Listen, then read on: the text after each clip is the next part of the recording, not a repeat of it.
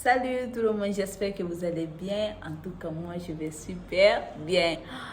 Aujourd'hui, on se retrouve pour une nouvelle vidéo. Alors, nous allons parler de la Chypre du Nord et de la Chypre du Sud. Si c'est votre première fois de tomber sur une de mes vidéos, je vous prie de vous abonner et d'activer la cloche de notification pour recevoir plein de mes vidéos. Alors, ce que vous devez savoir est que la Chypre, c'est une petite île se trouvant sur le continent européen. Cette petite île est divisée en deux. Une partie appartient à la Turquie et la deuxième partie appartient à la Grèce. Donc, dans la partie appartenant à la Turquie, cette partie se nomme la Chypre du Nord. Donc, à Chypre du Nord, la population, c'est une population turque. La langue officielle, c'est le turc. Et la monnaie utilisée, c'est le livre turc. Le TL pour les Anglais et le thaler pour les Français. Et la partie sud appartient à la Grèce.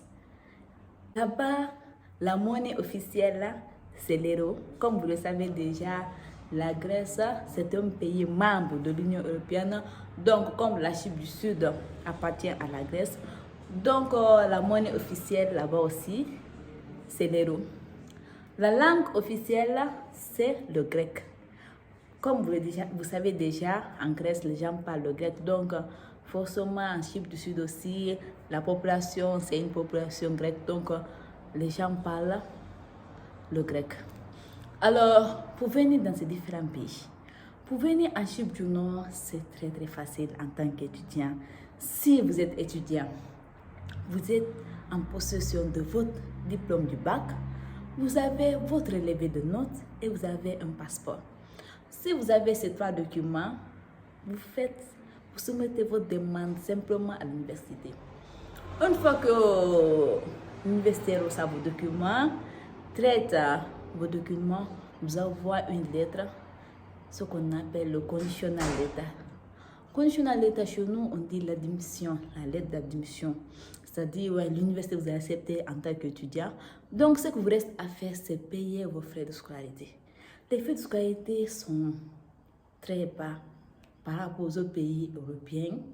Donc, si vous êtes étudiant, vous avez vos documents, vous pouvez vous inscrire facilement dans une université en Chypre du Nord. Alors, comme je vous ai dit, vous recevez une lettre d'admission. Sur cette lettre d'admission, il y a le numéro bancaire de l'université. Donc, vous faites le paiement à travers votre pays. Vous partez dans votre pays, vous vous rendez dans une banque internationale. Vous faites le paiement. Peut-être pour que l'argent arrive ici, ça peut prendre au moins 5 ans en une semaine. Mais si vous avez un représentant en Chypre du Nord, là, le paiement, c'est très facile. Une fois que vous l'envoyez l'argent par Western Union, par exemple, et que votre représentant reçoit l'argent, il fait le paiement dans une banque locale se trouvant en destination ici. Une fois qu'il fait le paiement, vous recevez la confirmation et le reste des documents. Une fois que vous avez tous ces documents en possession, plus vos diplômes de bac et votre relevé de notes, votre passeport, vous pouvez payer votre billet d'avion. Mais en Chypre du Sud, c'est plus complexe et les universités sont 2 fois plus chères que celles se trouvant en Chypre du Nord.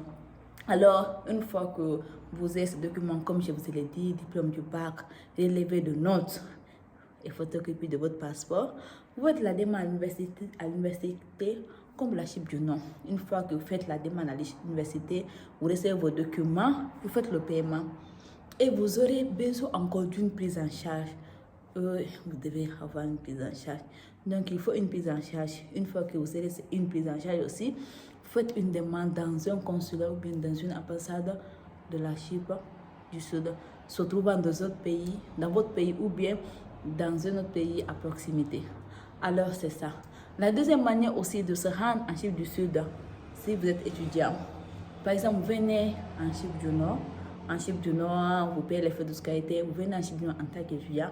Arrivé en Chypre du Nord, vous passez par la deuxième procédure, la deuxième méthode pour aller en Chypre du Sud, vous empruntez une voiture. C'est un processus très facile, mais c'est illégal parce que là, une fois que vous partez en voiture en Chypre du Sud. Vous n'avez pas vos documents, vous rentrez inégalement en Chypre du Sud. Mais une fois que vous arrivez là-bas, vous passez directement au camp, donc vous serez considéré comme réfugié. Donc vous passez directement au camp. Une fois dans le camp, vous allez séjourner au moins 3 semaines ou bien presque un mois. Donc, vous faites 3 semaines ou un mois dans le camp et vous préparez vos papiers. Vous aurez un papier de séjour pour que vous passez votre séjour tranquillement en Chypre du Sud. Vous avez votre séjour, votre permis de travail et vous faites votre vie tranquillement là-bas. Ça aussi, c'est les avantages. Alors, aujourd'hui, on se limite là. Je sais qu'on a beaucoup de choses à se dire, mais aujourd'hui, ma vidéo prend fin. On se retrouve pour une prochaine vidéo très prochainement. Je vous passe plein de bisous et une excellente soirée. Je vous remercie.